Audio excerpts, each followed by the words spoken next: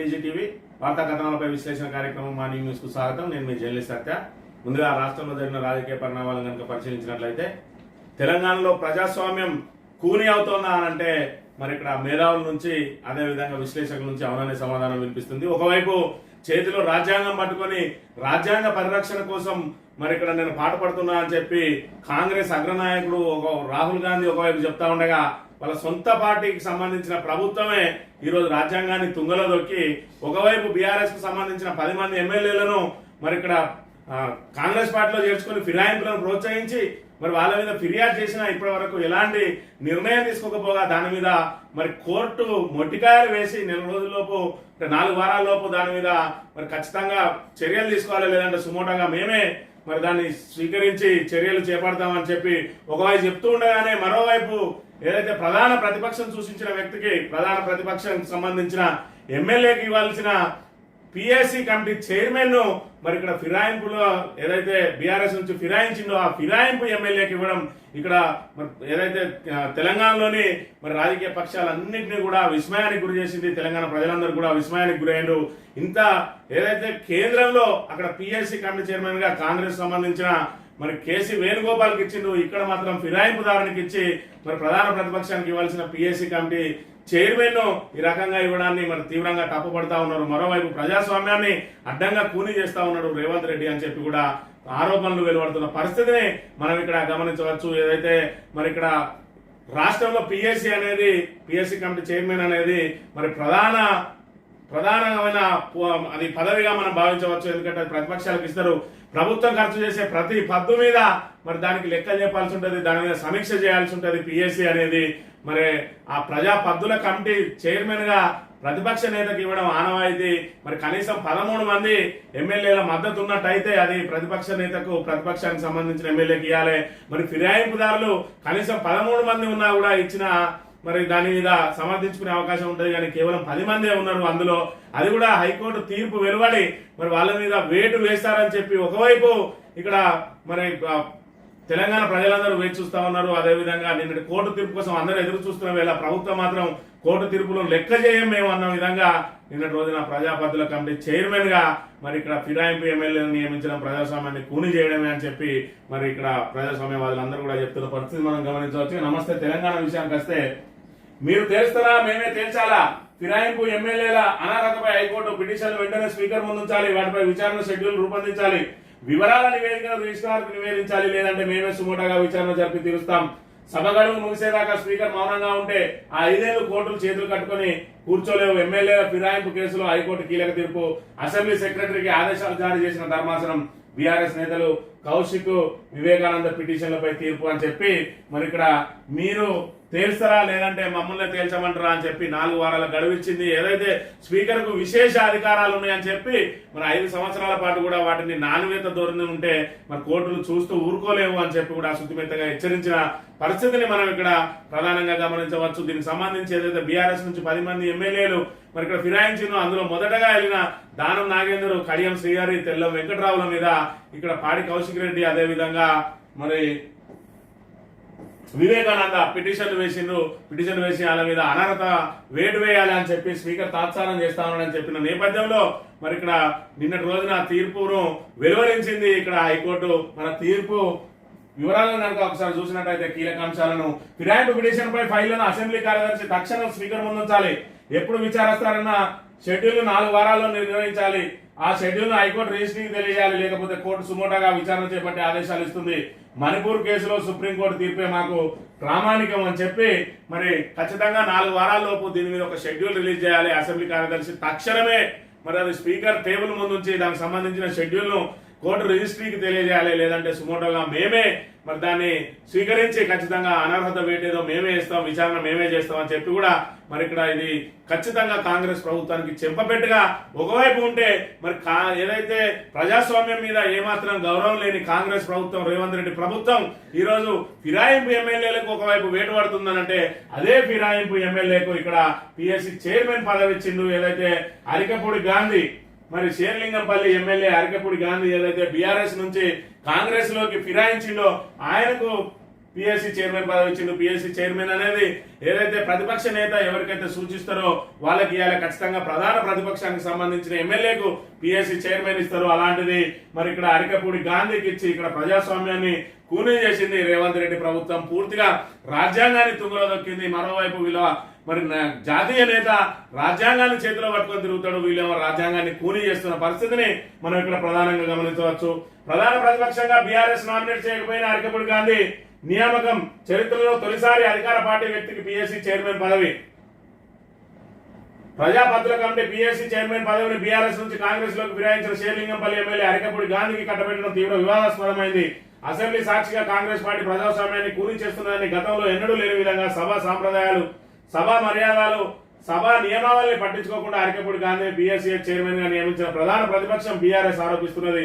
శాసనసభ నియమాల పట్ల అవగాహన ఉన్నవారు రాజ్యాంగ నిపుణులు కూడా ఇదే అభిప్రాయాన్ని వ్యక్తం చేస్తా ఉన్నారని ఇప్పటి వరకు మరి ఏ ప్రభుత్వం వచ్చినా కూడా ఇటు కాంగ్రెస్ పాలించింది, అదేవిధంగా టీడీపీ పాలించింది, ఆ తర్వాత బీఆర్ఎస్ పాలించింది. ఎవరైనా మరి ప్రతిపక్షానికి సంబంధించిన ఎమ్మెల్యేకే పిఎస్సీ చైర్మన్ ఇచ్చిండు. కానీ ఇక్కడ రేవంత్ రెడ్డి ప్రభుత్వం కొత్త సంప్రదాయాలకు శ్రీకారం చుట్టింది. మరి ఇక్కడ రాజ్యాంగాన్ని పరిరక్షణ అని రాజ్యాంగాన్ని కూలీ చేసిన పరిస్థితిని మనం ఇక్కడ గమనించవచ్చు. ఫిరాయింపు సీట్లలో ఉప ఎన్నికలు. ఫిరాయింపులు ప్రోత్సహించిన కాంగ్రెస్ పార్టీకి న్యాయస్థానంలో ప్రజాక్షేత్రంలో గుణపాఠం తప్పదు. ఫిరాయింపు ఎమ్మెల్యేల విషయంలో హైకోర్టు తీర్పును స్వాగతిస్తున్నాం. పార్టీ ఫిరాయింపులను అరికట్టేందుకు కఠిన చట్టం తెస్తామని ఎన్నికల సందర్భంగా మాట ఇచ్చిన కాంగ్రెస్ ఆ తర్వాత ఫిరాయింపులను ప్రోత్సహించింది.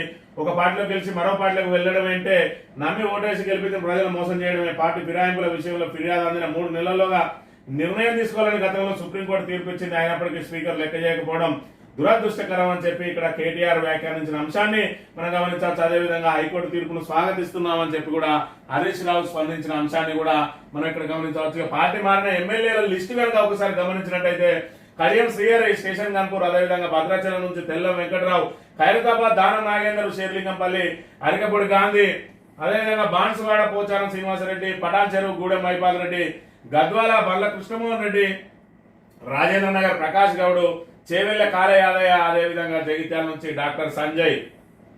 ఇప్పుడు స్పీకర్ తీసుకునే నిర్ణయం ఈ 10 మంది కూడా 10 మంది పైన తీసుకోవాల్సిన అవసరం ఉంటుంది. ఏదైతే 4 వారాల్లోపు స్పందించాలని చెప్పిందో దానికి సంబంధించి ఎవరైతే 3 దానం నాగేందర్, అదేవిధంగా మరి ఇక్కడ కడియం శ్రీహరి, తెల్లం వెంకటరావుల మీద ఏదైతే వీళ్ళు పిటిషన్లు వేసిండ్రో అది మిగతా 7 కూడా వర్తిస్తుంది. కాబట్టి 4 వారాల్లో గల మరి ఎప్పుడు విచారణ చేస్తాం, ఎప్పుడు దీని మీద మరి ప్రతిపక్షాలను వివరణ కోరుతాం, అదేవిధంగా పార్టీ ఫిరాయించిన వారిని వివరణ కోరుతాం అని చెప్పి వీటన్నిటికి సంబంధించిన షెడ్యూల్ను కనుక 4 వారాల్లోపు ప్రకటించిన పక్షంలో మరి కోర్టే దీని మీద ప్రత్యేకంగా నిర్ణయం తీసుకుంటుంది. ఏది ఏమైనా కూడా ఖచ్చితంగా ఈ 10 మంది మీద వేటు తప్పది. వీళ్ళందరూ కూడా మరి ఏ విషయంగా అంటే ఇక్కడ దానం నాగేందర్ సంబంధించి ఖైరతాబాద్ ఏదైతే మరి ఆయన సికింద్రాబాద్ నుంచి పోటీ చేసిండో ఆ సికింద్రాబాద్ లో తన ఎట్టి పరిస్థితిలో గెలవనని తెలిసినప్పుడు కూడా మరి ఇక్కడ ఏదైతే కాంగ్రెస్ ప్రభుత్వంలో మరి ఇక్కడ హైదరాబాద్ నుంచి ఒక ఎమ్మెల్యే కూడా లేడు. తాను కాంగ్రెస్ పార్టీలో చేరితే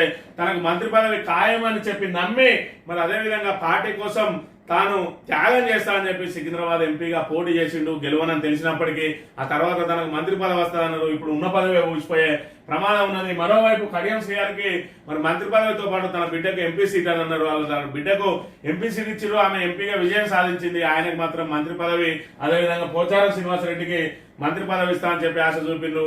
మరోవైపు కాంగ్రెస్ అధిష్టానం ఇతర పార్టీల నుంచి వచ్చిన వాళ్ళకు మంత్రి పదవులు ఇచ్చేదని చెప్పి అదే ఎవరైతే హామీ ఇచ్చిందో రేవంత్ రెడ్డి ఆయన ద్వారానే ప్రకటన చేయించిన పరిస్థితిని కూడా మనం గమనించవచ్చు. దాంతో మంత్రి పదవి మాట దేవుడెరుగు, ఉన్న పదవి ఊస్ట్ అవుతా ఉన్నదని చెప్పి ఇప్పుడు వాళ్ళు కలలు పట్టుకుంటున్న పరిస్థితిని కూడా మనం ఇక్కడ ప్రధానంగా గమనించవచ్చు. పెంట్లవెల్లిలో జీరో మాఫీ 499 మందిలో ఏ ఒక్కరికి వర్తించలేదు. సొసైటీ ఎదుట రైతుల బైఠాయింపు. నాగర్ కర్నూలు జిల్లా పెంట్లవెల్లి సింగిల్ విండోలో 499 మంది రైతులు రుణాలు తీసుకుంటే ఏ ఒక్కరికి మాఫీ కాలేదని రైతులు వాపోయారు. 3 విడతల్లో ఒక్క రైతు కూడా మాఫీ కాకపోవడం గమనార్హం. వినతులు ఇచ్చిన కార్యాలయ చుట్టూ తిరిగిన నెల రోజులుగా అధికారుల నుంచి ఎలాంటి స్పందన రాకపోవడంతో సోమవారం రైతులు పిఎస్సీఎస్ ఎదుట ధర్నాకు దిగారు. ఈ నిరసనలో విండో చైర్మన్ విజయరామారావు, బీఆర్ఎస్ నాయకులు రాజేష్, సురేందర్ గౌడ్, వెంకటేశ్వర్ తో పాటు రైతులందరూ కూడా పాల్గొన్నారు. ఇది రుణమాఫీకి సంబంధించి రుణమాఫీ అంశం మరి ఇక్కడ తెరమరుగైందని చెప్పి కాంగ్రెస్ ప్రభుత్వం అనుకుంటా ఉన్నది. కానీ ఇప్పుడు రైతులందరూ కూడా ఆవేదనతో ఉన్నారు. మరి అనేక మందికి ఇక్కడ రుణమాఫీ కాలేదు, ప్రభుత్వం అట్టాసంగా రుణమాఫీ చేస్తానని చెప్పి కనబడ్డ దేవుని మీద ఒట్టేసిన రేవంత్ రెడ్డి ఈరోజు సగం మందికి పైగా రైతులకు రుణమాఫీ ఎగవేసిన పరిస్థితిని మనం ఇక్కడ ప్రధానంగా గమనించవచ్చు. 3 రోజులు భారీ వర్షాలు, పూరి వద్ద తీరం దాటిన వాయుగుండం, పలు జిల్లాలకు ఆరెంజ్ ఎల్లో అలర్ట్ జారీ అని మరో 3 రోజులు భారీ వర్షాలు ఉన్నాయని చెప్పి చెప్తున్న నేపథ్యంలో ప్రజలందరూ కూడా అప్రమత్తంగా ఉండాల్సిన అవసరం ఉన్నది. ఇక వట్పల్లి ఎస్ఐ లక్ష్మణ్ సస్పెన్షన్, నమస్తే తెలంగాణ కథనానికి స్పందన అని చెప్పి వట్పల్లికి సంబంధించిన ఎస్ఐ మండల కాంగ్రెస్ పార్టీ అధ్యక్షునికి సంబంధించిన బర్త్డే వేడుకలు ఏవైతే ఉన్నాయో స్టేషన్లో నిర్వహించి మరి అక్కడ సిబ్బందితో నిర్వహించి సంబరాలు జరుపుకున్న అంశం ఇక్కడ దాన్ని పూర్తిగా నిన్న రోజున నమస్తే తెలంగాణ వెలుగులోకి తెచ్చింది. ఈ రకంగా కాంగ్రెస్ పార్టీ మరి నాయకుల అడుగులకు మడుగులొత్తుతూ వాళ్ళకు అనుకూలంగా ఉంటూ మరి ఇక్కడ ప్రజలకు అదేవిధంగా ప్రతిపక్షాలకు ఏ విధంగా న్యాయం చేస్తారు, నిష్పక్షపాతంగా వ్యవహరించాల్సిన పోలీసులు ఇక్కడ కాంగ్రెస్ పార్టీ కార్యకర్తల్లాగా వ్యవహరిస్తా ఉన్నారు. వాళ్ళ బర్త్డే వేడుకలను ఏకంగా పోలీస్ స్టేషన్లనే మరి చేస్తా ఉన్నారు. ఒకవైపు మరి ఇక్కడ మహదేవ్పూర్ లో మరి కాంగ్రెస్ నాయకుడు మంత్రి నియోజకవర్గంలోని మహదేవ్పూర్ లో కాంగ్రెస్ నాయకుడు మరి చిందులేసిండు, ఏదైతే సాంగ్స్ పెట్టుకొని దాని తర్వాత ఎస్ఐసిఐ వాళ్ళందరినీ కూడా బదిలీ చేసిండు. మరో చోట ఈ విధంగానే జరిగితే వాళ్ళని కూడా బదిలీ చేసిండ్రు. అయినప్పటికీ కూడా పోలీసుల్లో మార్పు రావడం లేదు. ఇంకా మేము కాంగ్రెస్ నాయకులు అడుగులకు మడుగులవుతున్నామని అంటా ఉన్నారు. మరి మరో రకంగా చూసుకుంటే ఈ ఎస్ఐ వట్పల్లి నుంచే మరి వేరే చోటకు ఏదైతే బదిలీ కావాలనే మరి ఇక్కడ చేసిందా అనే అనుమానాలు కూడా వ్యక్తమవుతున్న పరిస్థితి. ఎందుకంటే వట్పల్లి కంటే మంచి స్టేషన్ కు బదిలీ పేరుతోటి ఇప్పుడు ఆయన ఏదైతే కాంగ్రెస్ నాయకుల బర్త్డే వేడుకలు చేసిండ్రో మరి ఇక్కడ ఒకవైపు పోలీస్ డిపార్ట్మెంట్ ఆయన మీద మరి ఇక్కడ బదిలీ వేస్తారు అనుకున్నారు. కానీ ఏకంగా ఆయనను సస్పెండ్ చేసిన అంశాన్ని అయితే మనం ఇక్కడ ప్రధానంగా గమనించవచ్చు. నీట మునిగిన నిమ్మకు నీరెత్తినట్టు కరెంటు కనెక్షన్లకు పైసలు ఇయ్యలే సర్కార్, వట్టం పంప్ హౌస్ డీవాటరింగ్ పనులు నిలిపివేతారు. 2 సొరంగాల్లో 26 లక్షల క్యూబిక్ మీటర్ల నీరు, పంప్ హౌస్ లో మరో 6 లక్షల క్యూబిక్ మీటర్లు ప్రభుత్వం నిధులిస్తేనే పునరుద్ధరణ పనులు, ఒక్కో విద్యుత్ కనెక్షన్ కు 62 కోట్లు అవసరం అని చెప్పి మరి గతంలో మరి ఇలాగే వరదలు వచ్చిన సమయంలో మరి ఏదైతే కన్నెపల్లి పంప్ హౌస్ మునిగిపోతే దాన్ని పెద్ద రాద్ధాంతం చేసింది. మరి ఇక్కడ కాంగ్రెస్ పార్టీ వాటి పంపులను మేము పరిశీలిస్తాం అని చెప్పి మరి అక్కడ నానా హంగామా సృష్టించింది శ్రీధర్ బాబు ఆధ్వర్యంలో మరి కాంగ్రెస్ బృందం. ఇవాళ చూసుకున్నట్టయితే మరి ఇక్కడ నీట మునిగిన నిమ్మకు నీరెత్తినట్లు మరి ఇక్కడ వట్టం పంప్ హౌస్ డీవాటరింగ్ కూడా చేయని దుస్థితిలో ఉన్నది ఈ రోజు ప్రభుత్వం అనే విషయాన్ని మనం ఇక్కడ ప్రధానంగా గమనించాలి. చేనేత రుణాలు మాఫీ చేస్తాం, బతుకమ్మ చీరల బకాయిలు 290 కోట్ల విడుదల, మహిళా సంఘాల సభ్యులకు ఏడాదికి 2 చీరలు, ఐఐహెచ్టి ఏర్పాటు చేసి కొండా లక్ష్మణ్ బాపూజీ పేరు పెడతామని చెప్పి నిన్న రోజున సీఎం రేవంత్ రెడ్డి ప్రకటన చేసిండు. ఏదైతే ఇండియన్ ఇన్స్టిట్యూట్ ఆఫ్ మరి హ్యాండ్లూమ్ టెక్స్టైల్స్ అనే దాన్ని ఏర్పాటు చేస్తాం, దానికి కొండా లక్ష్మణ్ బాబూజీ పేరు పెడతామన్నాడు. అదేవిధంగా బతుకమ్మ చీరలకు గతంలో ఉన్న బకాయిలు 290 కోట్లు మరి రిలీజ్ చేసి ఇంకా మేము బతుకమ్మ చీరలు ఇయ్యం, బతుకమ్మ చీరలు ఇస్తే అది కేసీఆర్ కే పేరు వస్తుంది, కాంగ్రెస్ ప్రభుత్వం ఇచ్చినా కూడా కేసీఆర్ కే, కాబట్టి దాన్ని వేరే రూపంలోకి మారుస్తామని చెప్పి ఈరోజు ఏదైతే స్వయం సహాయక సంఘాలు మహిళా సంఘాలు ఉన్నాయో వాళ్లకు ఏడాదికి 2 చీరలు చొప్పున చేనేత చీరలు ఇస్తాం. ఆయన కేసీఆర్ ఇచ్చినాయి కట్టుకోవడానికి యోగ్యంగా లేవు, మేము కట్టుకున్న తట్టిస్తాం, మరి మేమంతా సిపాయిలం అని చెప్పి ఈరోజు రేవంత్ రెడ్డి ప్రకటన చేసిన అంశాన్ని మనం గమనించవచ్చు. ఏదైతే కేసీఆర్ అంటేనే మరి ఇక్కడ చేనేత రంగానికి ఏం చేయలేదు, అందుకే మరి ఉరిసిల్లగా ఉన్న సిరిసిల్ల మరి సిరులు కురిపించే శిలగా మారింది. మేము వచ్చిన తర్వాత మళ్ళీ కాంగ్రెస్ వచ్చిన తర్వాత ఏమైందో మనం అందరం చూస్తూనే ఉన్నాం. మళ్ళీ దీనికి ఊకదంపుడు ఉపన్యాసాలు ఇచ్చి 30 కోట్లు ఏదైతే రుణాలు వాటిని మాఫీ చేస్తామని చెప్తా ఉన్నాడు. ఇప్పటికే రైతులకు ఇచ్చిన రుణమాఫీ మరి దేవుని మీద ప్రమాణం చేసే వాళ్ళకు మొండి చేసి చూపిన రేవంత్ రెడ్డి ఈ రోజు చేనేతకు మరి ఇది అటాస ప్రకటన, వాళ్ళకు నిజంగా రుణమాఫీ జరుగుతుందా అని చెప్పి ఆశగా ఎదురు కూడా చూస్తా ఉన్న పరిస్థితి మనం గమనించవచ్చు. మరోవైపు కేసీఆర్ ప్రభుత్వం మహిళలందరికీ కూడా ఏదైతే తెల్ల రేషన్ కార్డు కలిగిన ప్రతి మహిళకు 18 సంవత్సరాలు నిండిన ప్రతి మహిళకు కూడా చీర ఇచ్చిండు, బతుకమ్మ చీర. దాంతో అనేక మంది పేదలకు ఈరోజు మరి పండుగ జరుపుకోవడానికి ఒక అవకాశం కలిగింది. మరి అతి పేదలకు కూడా ఏదైతే ఇంటి వస్త్రాలు కొనుక్కోలేని వాళ్ళందరూ కూడా మరి దసరా రోజు కొత్త బట్టలు కట్టుకున్న పరిస్థితి. ఈయన చూసుకున్నట్టయితే 2 చీరలు ఇస్తా అంటాడు, స్వయం సహాయక గ్రూపులకు అంటా ఉన్నాడు. మరి నిరుపేదలు కొందరు అసలు గ్రూపులలోనే ఉండరు, మరి వాళ్ళకు ఎవరిస్తారు చీరలు అనే విషయాన్ని ఇక్కడ తేటతెల్లం చేయాలి. మొత్తం 90 లక్షల రేషన్ కార్డులు ఉన్నాయి. 90 లక్షల రేషన్ కార్డులు అంటే సుమారు 1 కోటి మంది 1 కోటి చీరలు పంపిణీ చేసేది. ఇప్పుడు దాన్ని 60 లక్షలకే పరిమితం చేసి దాన్ని డబుల్ చేసి 1,20,00,000 ఇస్తామంటున్నాడు. ఈయన 2 చీరలు ఇచ్చినా కూడా వాళ్ళ కోటికి మహా అయితే ఇంకో 20 లక్షల చీరలు ఎక్కువ. మరి స్వయం సహాయక సంఘాల్లో లేని రెక్కాడితే గాని డొక్కాడని నిరుపేదలు ఎవరైతే ఉన్నారో వాళ్ళకు మాత్రమే మరి ఇక్కడ ఎగ్గొడతా ఉన్న అంశాన్ని అయితే మనం ఇక్కడ ప్రధానంగా గమనించవచ్చు. ఎందుకంటే మరి ఇక్కడ అత్యంత నిరుపేదలు ఎవరైతే ఉన్నారో వాళ్ళు నెల నెల పొదుపు చేసుకునే అంత అమౌంట్ వాళ్ళ దగ్గర ఉండదు కాబట్టి వాళ్ళు ఎవరు కూడా స్వయం సహాయక సంఘాల్లో చేరరు. వాళ్ళు రేషన్ కార్డులో ఉంటుంది, వాళ్ళు అదే బియ్యం తెచ్చుకొని తింటారు. ఏ రోజు పైసలు ఆ రోజు వంట చేసుకునే వాళ్ళకు వీళ్ళు నెల నెల రుణాలు తీసుకుని కానీ ఆ రుణాలు కట్టే అవకాశం లేదు కాబట్టి ఆ గ్రూపులలో మెంబర్షిప్ లేని ఎవరికి కూడా ఇక్కడ చీరలు మన పథకం వర్తించే అవకాశం లేదు కాబట్టి మరి అత్యంత నిరుపేదలకు ఈ పథకం అందని ద్రాక్ష అనే విషయాన్ని అయితే మనం ప్రధానంగా గమనించవచ్చు. పంచాయతీ కార్మికుడి ఆత్మహత్యాయత్నం 3 నెలల వేతనం రాకపోవడంతో మనస్తాపం, వేతనాలు ఇవ్వడం లేదన్న మనస్తాపంతో గ్రామ పంచాయతీ కార్మికుడు ఆత్మహత్యకు ప్రయత్నించాడు. ఈ ఘటన నాగర్ కర్నూలు జిల్లాలో చోటు చేసుకున్నది. స్థానికుల కథనం మేరకు బిజినేపల్లి మండలం అల్లీపూర్కు చెందిన బాలపేరు కొన్నేళ్లుగా గ్రామ పంచాయతీలో కార్మికుడిగా పనిచేస్తున్నాడు. సోమవారం కార్మికులందరికీ వేతనాలు అందించిన కార్యదర్శి దివ్య తనకు మాత్రం 3 నెలల జీతం ఇవ్వలేదని మరి ఇక్కడ పంచాయతీ కార్మికుడు 3 నెలల నుంచి జీతం రాలేదని చెప్పి మరి ఏదైతే పారిశుద్ధ్య కార్మికుడిగా పనిచేస్తా ఉన్నాడు రెక్కాడితే కానీ డొక్కాడది మరి ఎప్పటి పైసలు అప్పుడు తెచ్చుకుంటారు. వీళ్ళకి అప్పులు కావాలన్న దొరకని పరిస్థితి నేపథ్యంలో చేసేదేమి లేక మరి 3 నెలల పాటు నెట్టుకొచ్చిండు. ఇంకా నెట్టుకు రాలేక ఆత్మహత్య యత్నం చేసిన పరిస్థితిని కూడా మనం ఇక్కడ ప్రధానంగా గమనించవచ్చు. మరో ఆటో డ్రైవర్ ఆత్మహత్య, అప్పుల బాధలు భరించలేక మనస్తాపం, అడవిలో చెట్టు కూరేసుకుని బలవన్ మరణం. యాదాద్రి భువనగిరి జిల్లాలో విషాదం అని చెప్పి మరి స్థానిక బీసీ కాలనీకి చెందిన రావుల నగేష్ ఆటో నడుపుతూ జీవనం సాగిస్తున్నాడు. మరి కొన్ని రోజులుగా ఆటో మరి సరిగ్గా నడుస్తలేదు. ఆటో డ్రైవర్ల దుస్థితి ఏ విధంగా ఉన్నదో మనం చూస్తా ఉన్నాం. ఉచిత బస్సు వచ్చిన తర్వాత అత్యధికంగా ఆటోలలో ప్రయాణం చేసేది మహిళలే. మరి ఆ మహిళలందరూ కూడా ఈ రోజు ఉచిత బస్సు తోటి ఎవ్వరు కూడా ఆటోలలో రావడం లేదు. మరి వీళ్ళు కాంగ్రెస్ ప్రభుత్వం మరి కొంతమేర ముందే ఆలోచించింది. ఏదైతే ఉచిత బస్సు పెడతామో ఆటో డ్రైవర్లకు ఇబ్బంది కలుగుతుందని ఏటా 12,000 ఇస్తామన్నారు. అంటే నెలకు 1,000 రూపాయలు. మరి ఆ నెలకు 1,000 రూపాయలతో ఆటో డ్రైవర్లు కొరిగేది ఏం లేదు. కానీ ఆ భరోసాను కూడా ఇప్పటి వరకు అందియని పరిస్థితి. నెలకు 12,000 ఇస్తా అన్నారు. అసలు ఏ ఆటో డ్రైవర్లు ఎవరు, వాళ్ళకి రిజిస్ట్రేషన్ ఏంది, వాళ్ళ వివరాలు ఏందని ఇప్పటి వరకు సేకరించలేదు. వాళ్ళకు ఇచ్చే ఉద్దేశమే లేదు. ఇప్పటికే 6 గ్యారంటీలకు ఎగనామం పెట్టిండు. అనేక హామీలను తుంగలో దక్కిండు. కొత్త హామీలు ఇచ్చుకుంటూ వారి చేతిలో వైకుంఠం మాత్రం చూపిస్తా ఉన్నాడు రేవంత్ రెడ్డి. మరి బ్యాక్ ఎండ్ గా చూసుకున్నట్టయితే పూర్తిగా డొల్లా మరి మొత్తం అప్పులతోటే సర్కార్ను నిగ్గదీసుకొస్తున్న పరిస్థితిని కూడా మనం ఇక్కడ ప్రధానంగా గమనించవచ్చు.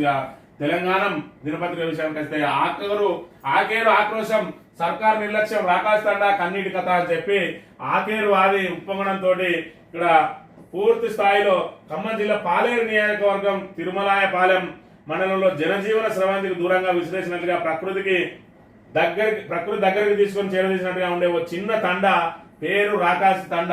కానీ అక్కడ ఉన్న వాళ్ళంతా మరి ఏదైతే మామూలు ప్రజానీకం రెక్కాడితే గాని డొక్కాడని ప్రజానీకం పూర్తిగా అమాయకులైన ప్రజలు అక్కడ జీవనం సాగిస్తా ఉన్నారు. ఆకేరు ఏదైతే మరి నది ఉప్పొంగడంతో వాళ్ళ ఇల్లు పూర్తిగా నేలమట్టమైన పరిస్థితిని మనం ఇక్కడ గమనించాలి. ఇక్కడ చూసుకున్నట్టయితే ఇక్కడ ఒక ఇల్లు ఉండేది, స్లాబ్ తో సహా కొట్టుకుపోయిందని చెప్పి ఇక్కడ ఉన్న ఇల్లు పూర్తి స్థాయిలో కొట్టుకుపోయిన పరిస్థితి. మరోవైపు ఈ ఇంటిని చూసుకున్నట్టయితే పూర్తిగా ఏదైతే కింది నుంచి ఉన్న పూర్తి స్థాయిలో దాని బేస్మెంటే కొట్టుకుపోయి మరి మొత్తం డొల్లగా మారిన పరిస్థితిని కూడా మనం ఇక్కడ ప్రధానంగా గమనించాలి. ఇక్కడ ఇళ్ల పరిస్థితి చూసుకున్నట్టయితే ఈ విధంగా ఉన్నది.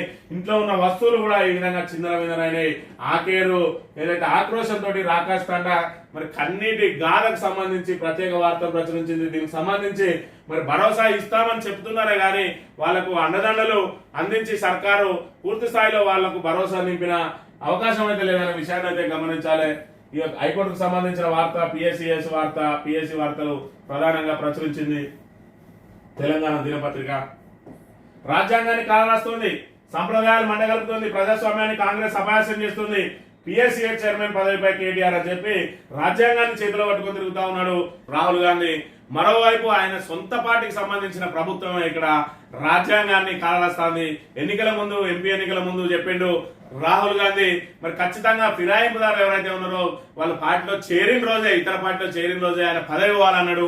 ఇక్కడ తెలంగాణలో చూసుకున్నట్టయితే మరి ఇక్కడ ఫిరాయింపులను ప్రోత్సహిస్తా ఉన్నది రేవంత్ రెడ్డి ప్రభుత్వం అనే విషయాన్ని గమనించాలి. అంటే కాంగ్రెస్ ద్వంద్వ నీతి 2 నాలుకల ధోరణి ఏ విధంగా ఉన్నది, కాంగ్రెస్ విధానాలను దేశం అంతా కూడా మరి ఇక్కడ పరిశీలిస్తా ఉన్నది, పరిగణలోకి తీసుకుంటా ఉన్నది, మరి గమనిస్తా ఉన్నది దేశం అంతా కూడా. మరి కాంగ్రెస్ పార్టీ ఏదైనా ఒక విధానం ఉంటే జాతీయ కాంగ్రెస్ పార్టీ ఏ విధానం అయితే అనుసరిస్తుందో దాన్ని మిగతా ఏదైతే రాష్ట్రాలకు సంబంధించిన పిసిసిలు కూడా అదే విధానాన్ని అవలంబించాలి. ఏదైతే కాంగ్రెస్ ప్రభుత్వంలో ఏర్పాటు చేసిన ప్రభుత్వాలు కూడా అదే విధానాన్ని అవలంబించాలి. కానీ ఇక్కడ చూసుకున్నట్టయితే భిన్నంగా ఉన్నాయి మరి అనే విషయాన్ని అయితే ఇక్కడ ప్రధానంగా గమనించాలి. పిఎస్సికి సంబంధించి పిఎస్సి చైర్మన్ మరి ఖచ్చితంగా ఏదైతే ప్రతిపక్ష పార్టీకి ఇవ్వాల్సింది మరి ఇక్కడ సభా సంప్రదాయాలను తుంగలో దొక్కి రాజ్యాంగాన్ని మరి ఇక్కడ విస్మరించి ఈ రోజు పిఎస్సి చైర్మన్ సొంత పార్టీకి చేరిన ఫిరాయింపు దానికి ఇచ్చిన పరిస్థితిని కూడా మనం ఇక్కడ ప్రధానంగా గమనించాలి. నీ బాధ కాదు నా బాధ విను. ఖమ్మం జిల్లా తిరుమలాయపల్లి మండలం రాకాస్థానాలో విచిత్రమైన సంఘటన చోటు చేసుకున్నది. వరదలో కొట్టుకుపోయిన ఇళ్లను పరిశీలించేందుకు వెళ్లిన కేంద్ర మంత్రి కిషన్ రెడ్డి, రాష్ట్ర మంత్రి పొంగులేటి శ్రీనివాసరెడ్డి కాళ్ళు మొక్కి తమను ఆదుకోవాలని కన్నీళ్లు పెట్టుకున్న వరద బాధితులు అయితే తమ గోడ చెప్పుకుంటుంటే వినకుండా ఏడవకండి, ముందు ఫోటో దిగండి, మీతో ఫోటో దిగడం మాకు అవసరం అంటూ కేంద్ర మంత్రి కిషన్ రెడ్డి బాధితులతో ఫోటో దిగి వెళ్లిపోయారని చెప్పి ఇక్కడ మరి ఏదైతే కిషన్ రెడ్డి అదేవిధంగా పొంగులేటి శ్రీనివాసరెడ్డి వచ్చారు రాకాష్ తండాకు, వాళ్ళకి ఎలాంటి భరోసా ఇవ్వలేదు, కేవలం ఫోటో దిగి మాత్రమే వెళ్ళారు అని చెప్పి ఇక్కడ వ్యంగ్యంగా మరి వార్తలు ప్రచురించింది తెలంగాణ దినపత్రిక అనే విషయాన్ని మనం ఇక్కడ ప్రధానంగా గమనించాలి. ఇక సాక్షి దినపత్రిక విషయానికి వస్తే మరి పిఎస్సి చైర్మన్ సంబంధించి అదేవిధంగా హైకోర్టుకు సంబంధించిన వార్తలను ప్రధానంగా ప్రచురించింది. త్యాగం అనే మాటే కేసీఆర్ కు నప్పదు. అంటే కేసీఆర్ కు త్యాగం అనే మాట అసలు ఆయనకు ఏదైతే ఆయనకు ఆపాదించడం సరికాదట. త్యాగానికి సంబంధమే లేదు కేసీఆర్ కు. ఎందుకంటే తెలంగాణ అనేది రేవంత్ రెడ్డి ఆధ్వర్యంలో ఆయన వెనుక ఉండి సాటు నుంచి ఉండి కొట్లాడిపించి అందరినీ మరి ఇక్కడ తెలుగుదేశం వాళ్ళను ఇటు బీఆర్ఎస్ వాళ్ళను మరి రాష్ట్ర వ్యాప్తంగా ప్రజలందరినీ ఆయన సాటుకుండి అందరిని ఏకం చేసి తెలంగాణ తెచ్చిన వీరుడు రేవంత్ రెడ్డి. ఇలా కేసీఆర్ అంటే ఆయనకు అసలు త్యాగం అనేది సంబంధం లేదు. అదేవిధంగా ఇక్కడ చేనేత కూడా మరి ఆయన ఏదైతే చేనేతకు ఎలాంటి అవి చేయలేదు. రేవంత్ రెడ్డి అంటే ఆయన మరి ఆయన గత ఎన్ని రోజుల నుంచి ప్రజాప్రతినిధి కూడా జడ్పీటీసీ ఉన్నప్పటి నుంచి ఇప్పటి వరకు కూడా తెలంగాణ ప్రజల కోసం, చేనేత కార్మికుల కోసం, రైతుల కోసం అనేక ఉద్యమాలు చేసి ఈ రోజు తెలంగాణ ఈ స్థాయిలో ఉన్నది. మరి తెలంగాణ భారతదేశంలో ఇతర రాష్ట్రాలతో పోటీ పడతా ఉన్నది అంటే దానికి రేవంత్ రెడ్డి ప్రధాన కారణం. ఆయన మన రాష్ట్రంలో పుట్టడం మన అదృష్టం అన్నట్టుగా ఉన్నాయి రేవంత్ రెడ్డి మాటలు. మరి దీన్ని మనం గమనించినట్టయితే త్యాగం అనే మాటే కేసీఆర్ కి నప్పదట. ఆయనకు అంటే త్యాగం అనే మాటకు కేసీఆర్ కు ఆపాదించడం తగదు అన్నట్టుగా మాట్లాడిండు. మరి త్యాగం అంటే ఎవరిదో మరి రేవంత్ రెడ్డి చెప్పాలి. కేసీఆర్ త్యాగంతో ఈ రోజు తెలంగాణ ఏర్పడ్డదనే విషయాన్ని ప్రతి ఒక్కరు ఒప్పుకోవాలి. ఈయన కూడా ఒప్పుకున్నాడు. గతంలో తెలుగుదేశంలో ఉన్న రోజున ఈయన కూడా ఒప్పుకున్నాడు. కేసీఆర్ లేకపోతే తెలంగాణ లేదు. ఎవరు అవునన్నా కాదన్నా మరి ఇక్కడ కేసీఆర్ వల్లే తెలంగాణ వచ్చిందన్నాడు. ఈ రోజు ముఖ్యమంత్రి కాగానే మరి కన్ను నెత్తికెక్కి మాట్లాడుతున్న అంశాన్ని కూడా మనం ఇక్కడ ప్రధానంగా గమనించాలి.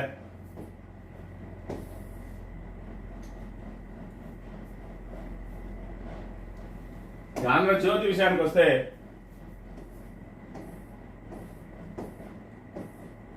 కాలుష్య రహితంగా గ్రీన్ ఫార్మాసిటీ దాని అభివృద్ధిని వేగవంతం చేయండి, భారీ పెట్టుబడులకు ప్రముఖ కంపెనీలు సిద్ధం, అధికారులతో సమీక్షలో ముఖ్యమంత్రి రేవంత్ రెడ్డి అని చెప్పి ఇక్కడ గ్రీన్ ఫార్మాసిటీ అని చెప్పి ఏదైతే రైతుల నుంచి మరి పూర్తి స్థాయిలో వ్యతిరేకత వస్తా ఉన్నదో కాలుష్య రహితంగా గ్రీన్ ఫార్మాసిటీ అని చెప్పి ఒక కొత్త నాటకానికి తెరలేపింది మళ్ళీ ప్రభుత్వం. ఆ రోజు మరి హైదరాబాద్ చుట్టుపక్కల ఏదైతే ఫార్మాసిటీని ఏర్పాటు చేస్తామని భూములను సేకరించిందో బీఆర్ఎస్ ప్రభుత్వం దాంతో పూర్తిగా కాలుష్యంగా మారుతుంది. ఇక్కడ ఏదైతే మరి పట్టణం అంతా కాలుష్యంగా మారుతుంది, అందుకే మేము దీన్ని దూరంగా పట్టణానికి దూరంగా వేస్తామని అన్నాడు. దాంతో మరి మిగతా గ్రామాలలో ఎక్కడికైతే వీళ్ళు కొడంగల్తో సహా మరి చుట్టుపక్కల ఎక్కడికైతే ఈ ఫార్మాసిటీ తరలిపోతా ఉన్నదో అక్కడ ప్రజల నుంచి తీవ్ర వ్యతిరేకత వ్యక్తమవుతున్నది. మరి అక్కడ హైదరాబాద్ ప్రజలకు కాలుష్యం అయితే మాకు కాలుష్యం కాదా, మేము ఈ కాలుష్యానికి సంబంధించిన కంపెనీలకు ఎట్టి పరిస్థితుల్లో మేము భూములు ఇచ్చేది లేదని చెప్పి వాళ్ళందరూ తిరగబడడంతో ఇక్కడ కొత్త నాటకానికి తెరలేపింది. కాలుష్య రహితంగా గ్రీన్ ఫార్మాసిటీ అని చెప్పి మరి కాలుష్య రహితంగా గ్రీన్ ఫార్మాసిటీ ఏర్పాటు చేస్తే అదే ఏదైతే ఫార్మాసిటీ ఏర్పాటు చేసారో అలానే కాలుష్య రహితంగా ఏర్పాటు చేస్తే హైదరాబాద్ కు కాలుష్యమే రాదు కదా. మరి కాలుష్యమే రాకపోతే ఫార్మాసిటీని తరలించే అవకాశమే అవసరం లేదు. మరి ఈ రకంగా రేవంత్ రెడ్డి ప్రజలను ఏమరుస్తున్న విషయాన్ని కూడా మనం ఒకసారి ప్రధానంగా గమనించాలి. నేతన్నలకు బీఆర్ఎస్ చేసింది ఏం లేదు. ఎలక్షన్లు కలెక్షన్లు చేసి తమదే త్యాగమంటున్నారు. త్యాగం అంటే కొండా లక్ష్మణ్దే. ఐఐహెచ్టికి ఆయన పేరు నేతన్నలకు రుణమాఫీ, థ్రిఫ్ట్ కు 290 కోట్ల చెక్కు, ఐఐహెచ్టి ప్రారంభోత్సవ కార్యక్రమంలో ముఖ్యమంత్రి రేవంత్ రెడ్డి అని మరి ఇటువంటి మాటలు మాట్లాడితే మరి ఇక్కడ రేవంత్ రెడ్డి కొంచెం ఆలోచించుకోవాలి. ఇటు నేతన్నలకు ఏం చేయలేదని, అసలు త్యాగాలకు కేసీఆర్ సంబంధమే లేదనేది మరి ఇటువంటి మాటలను ప్రజలు మరి ఎట్టి పరిస్థితుల్లో జీర్ణించుకోలేరు. మరి ఇలాంటి మాటలు కాకుండా నీకు ఒక అవకాశం వచ్చింది ముఖ్యమంత్రిగా, నువ్వు ఎలాంటి ఉద్యమం చేయకుండా కనీసం జై తెలంగాణ అనకుండా ఈరోజు తెలంగాణకు సీఎం అయినావు. అది నువ్వు పూర్వజన్మలో చూసుకున్న మరి ఏదైతే పూర్వజన్మ సుకృతం అంటారు దాన్ని, మరి దాన్ని వచ్చిన అవకాశాన్ని వినియోగించుకొని ప్రజలకు సుపరిపాలన అందించి మరి పేరు తెచ్చుకోవాలి. కానీ నువ్వు తెలంగాణ ఉద్యమం గురించి మాట్లాడితే మరి నువ్వు 1,000 చూస్తే 4,000 నీదికే చూస్తాయి. నిన్ను ఉద్యమ ద్రోహిగా అప్పుడే ప్రకటించిండు. మరి నీ పేరు రైఫిల్ రెడ్డి అని కూడా పెట్టి నువ్వు తెలంగాణ ఉద్యమకారుల మీద మరి తుపాకులు పట్టుకొని తిరిగిన రేవంత్ రెడ్డి ఈ రోజు కేసీఆర్ మీద తెలంగాణకు సంబంధించి వ్యాఖ్యలు చేయడం తగదు. ఆయన పరిపాలనకు సంబంధించి లోటుపాట్లు ఏమన్నా ఉంటే వాటి అన్నింటినీ సరిదిద్దుకుంటూ ఈ రోజు అంతకంటే మెరుగైన పాలన అందించి నువ్వు ప్రజల మనసులు చూడగనాలి. కానీ కేసీఆర్ ఏదైతే ఆనవాళ్ళు చేర్పిస్తాం తెలంగాణ ఉద్యమానికి కేసీఆర్ కి మరి సంబంధం తెంపేస్తామని చెప్పి మరి నువ్వు ఏదైతే అనుకుంటే మరి ఆ కేసీఆర్ సంబంధాలను ఎవరు కూడా తెంపేయలేరు అనే విషయాన్ని నువ్వు ఇక్కడ గమనించాలి. తెలంగాణ ప్రజల హృదయాల నుండి కేసీఆర్ ను తెలంగాణ ఉద్యమ మరి పంతా నుండి కేసీఆర్ ఏదైతే ప్రజలు నడిపించిందో ఆ చరిత్రను ఎవరు మార్చలేరు అనే విషయాన్ని గమనించి నువ్వు సుపరిపాలన అందించుకుంటూ మరి బీఆర్ఎస్ మీరు కంటే మంచి పనులు చేసి మరి ప్రజల మనసు చూరగొనాలనే విషయాన్ని ఇక్కడ గమనించాలి. ఈనాడు విషయానికి వస్తే ఎమ్మెల్యేల అనర్హత అంశంపై 4 వారాల్లో విచారణ షెడ్యూల్ నిర్ణయించండి అని చెప్పి మరి ఇక్కడ ఏదైతే ఎమ్మెల్యేల అనర్హతకు సంబంధించి ఈ రోజు అన్ని ప్రధాన పత్రికలు కూడా